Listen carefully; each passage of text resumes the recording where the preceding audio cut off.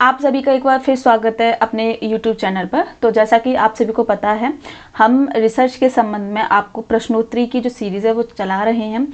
इससे पहले जो हमने आपको रिसर्च मेथोडोलॉजी के संबंध में जो क्लासेस प्रोवाइड कराई थी, उसमें क्या है, हमने आपके कॉन्सेप्ट क्लियर किए थे, ठीक है। और वो क्लासेस जो हैं आपको बोर्ड के माध्यम से पढ़ाई गई थी, ठीक। तो उन्हीं क्लासेस में क्या है, आपकी जो प्रश्नोत्तरी की सीरीज़ है या आप कह लें आपकी प्रश्नोत्तरी की जो क्लासेस हैं उसी सीरीज़ में डली हुई हैं। यदि किसी स्टूडेंट को कोई दिक्कत हो रही है ढूंढने में, तो आप जब रिसर्च मेथोडोलॉजी या फिर कह लें शोध अभिक्षमता, शोध पद्धति की सीरीज़ में जाएंगे तो आपको सारी क्लासेस मिल जाएंगी, ठीक है। बोर्ड वाली क्लासेस भी आपको मिल जाएंगी और आपकी प्रश्नोत्तरी वाली भी। देखिए, रिसर्च जैसा कि जो स्टूडेंट यूजीसी नेट की तैयारी कर रहे हैं, अगर उन्हें यूजीसी नेट के रिसर्च उन्हें पढ़नी है या फिर कह लें pre PhD course work, PhD course work या किसी यूनिवर्सिटी में पीएचडी के लिए जब एंट्रेंस देने जाते हैं तो आपको रिसर्च मेथोडोलॉजी पढ़नी पड़ती है, क्योंकि एक पेपर आपका रिसर्च मेथोडोलॉजी का है। तो यदि आपको रिसर्च समझ में नहीं आ रही है तो कॉन्सेप्ट आप क्लास देखकर क्लियर कर सकते हैं, ठीक है। उसमें हमने आपको सरल भाषा में, जो हिंदी माध्यम के स्टूडेंट हैं उनके लिए काफ़ी फ़ायदेमंद है। दूसरी बात, अब क्या है, जैसा कि मैंने जब आपको क्लासेस पूरी कराई थी रिसर्च की, जो महत्वपूर्ण टॉपिक थे पूरे कराए थे, तो बोला था कि आपको जल्द ही क्या क्वेश्चन देखने को मिलेंगे। तो अब तक हमने 3 क्लासेस बना दी हैं अपनी किस पर, प्रश्नोत्तरी पर, ठीक है। अब ये हमारी कौन सी है, हमारी चौथी क्लास है। और ये किस संबंध में प्रश्न होने वाले हैं, जैसा कि आप देख भी रहे हैं, शोध के उपागम, प्रत्यक्षवाद और उत्तर प्रत्यक्षवाद। जैसा कि मैंने आपको जो क्लास कराई थी, प्रत्यक्षवाद क्या होता है, उत्तर प्रत्यक्षवाद क्या होता है, इस पर मैंने आपको डिटेल में समझाया है, ठीक है। यदि किसी को समझ में नहीं आया या कोई फर्स्ट टाइम हमारी वीडियो से जुड़ रहा है तो आप उस क्लास को देख सकते हैं, ठीक है, ताकि आपके कॉन्सेप्ट क्लियर हो सकें। तो बिना किसी देरी के स्टार्ट करते हैं अपनी क्लास को। तो हमारा प्रश्न है कि प्रत्यक्षवाद की वैज्ञानिक व्याख्या सर्वप्रथम किसने की थी। ऑप्शन है ऑगस्ट कॉम्टे ने, जेम्स ड्रॉवर ने, कर्लिंगन ने, जॉन डब्ल्यू बेस्ट ने। तो जैसा कि आपको पता ही होगा, प्रत्यक्षवाद के जनक कौन कहे जाते हैं, ऑगस्ट कॉम्टे, ठीक है।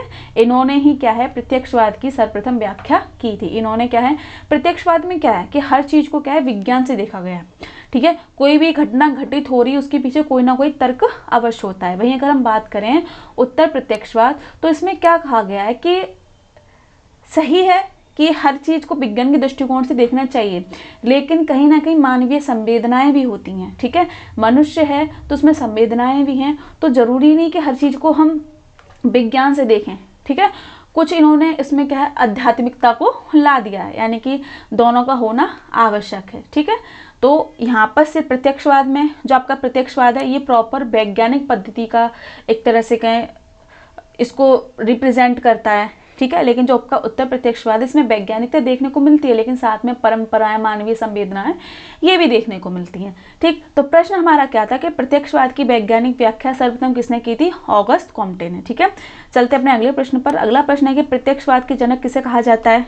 वही प्रश्न है, कॉम्टे को, कर्लिंगर को, जॉन डब्ल्यू वेस्ट को या जेएस मिल को। तो किसे कहेंगे, ऑगस्ट कॉम्टे, ठीक है।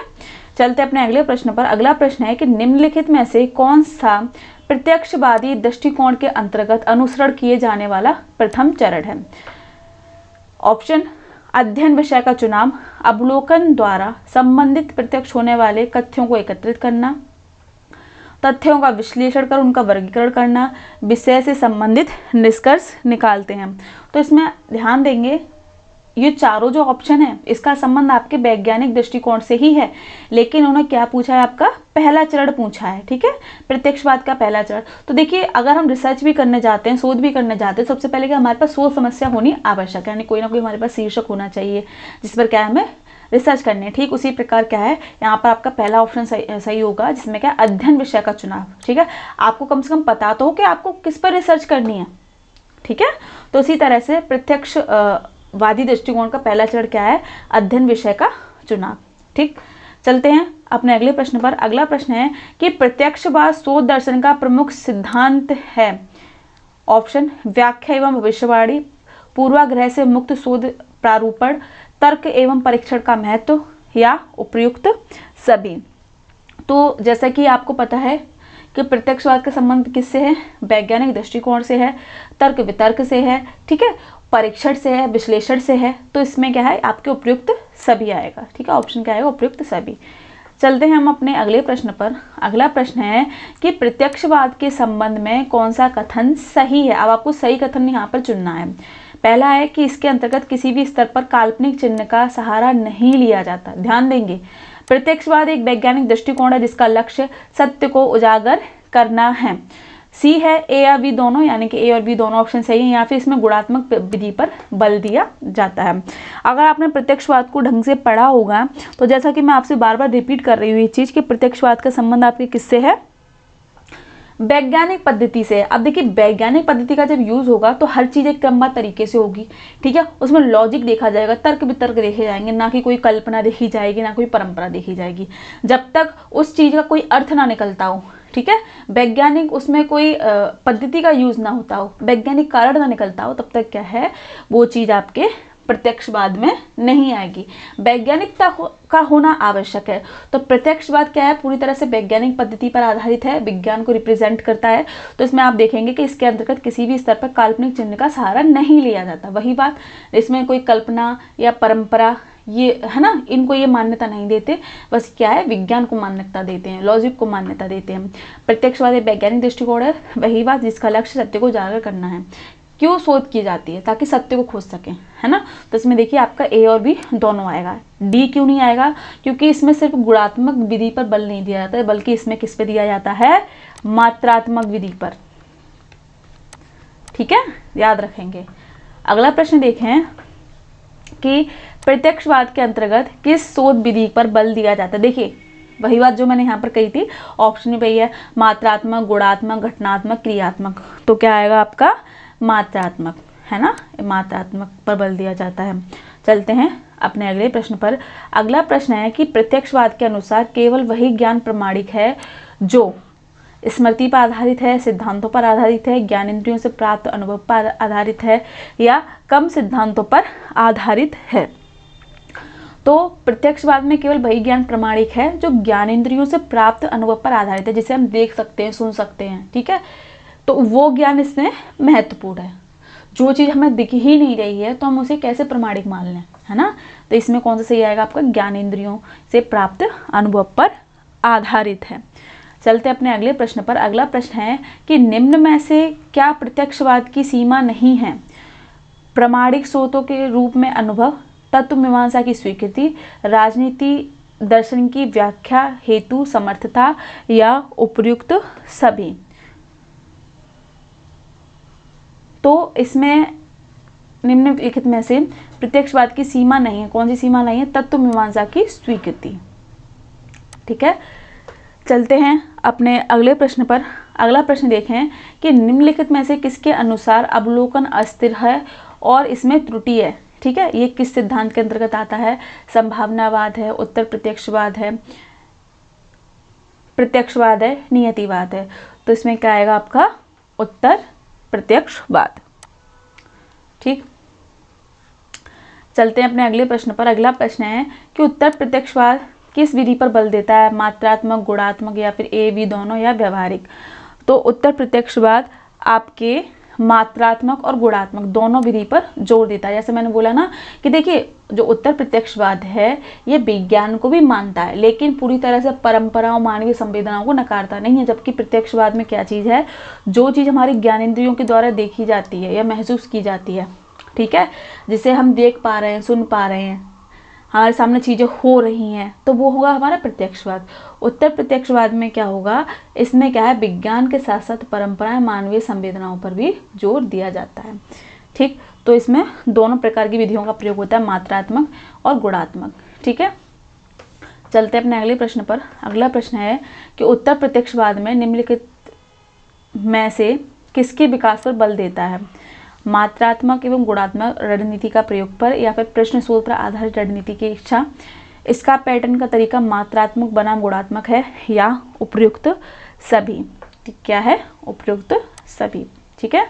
चलते अपने अगले प्रश्न पर। अगला प्रश्न है पुस्तक कोर्स और पॉजिटिव फिलॉसफी जिसमें प्रत्यक्षवाद की व्याख्या की गई है, इसके लेखक कौन है। तो इसके लेखक कौन है, ऑगस्ट कॉम्टे, ठीक है। ये प्रत्यक्षवाद के जनक माने जाते हैं। अगला प्रश्न है कि कॉम्टे के अनुसार प्रत्यक्षवादी दृष्टिकोण के चरण का सही अनुक्रम क्या है। अब देखिए कॉम्टे ने जो प्रत्यक्षवाद के जो चरण है उसका एक क्रमवार तरीके से जो प्रक्रिया है उसको उन्होंने प्रस्तुत किया है।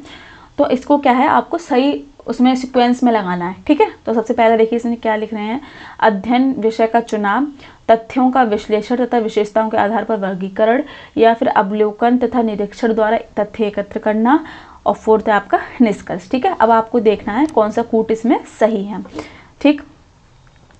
तो अगर हम इसमें कूट की बात करें तो आपका इसमें कौन सा आएगा, कूट डी।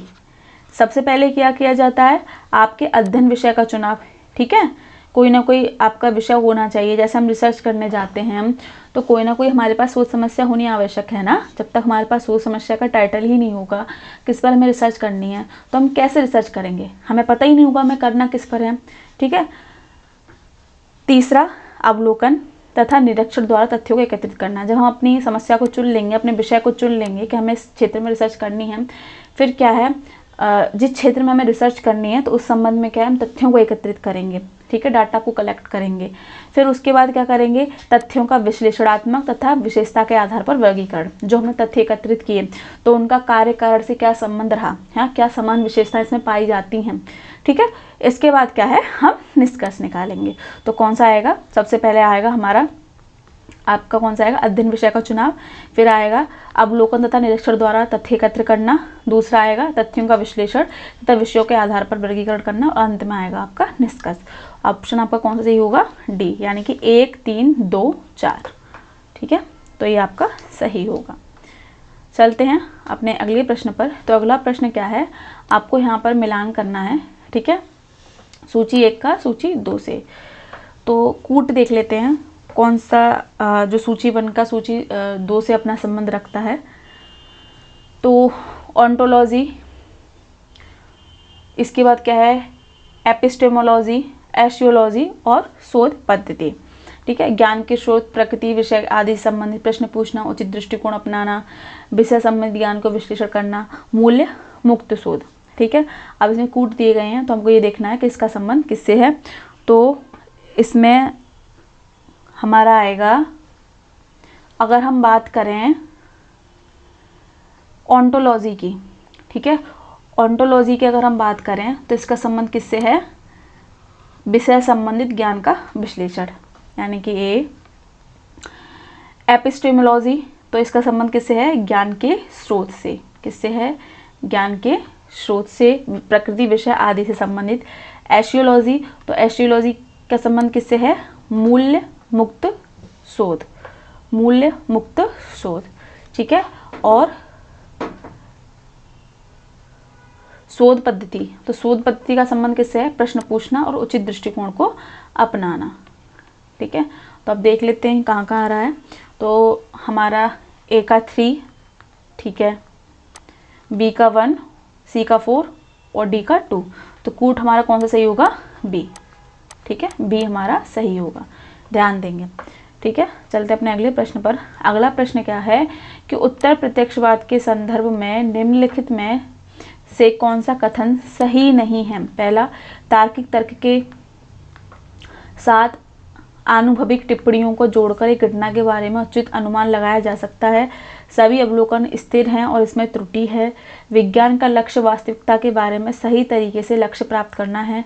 वैज्ञानिक तर्क और सामान्य तर्क अनिवार्य रूप से एक ही प्रक्रिया है तथा दोनों के बीच कोई अंतर नहीं, केवल अंश में ही अंतर है। तो इसमें हमें गलत कथन को निकालना है जो अपना उत्तर प्रत्यक्षवाद से संबंध नहीं रखता है, ठीक है।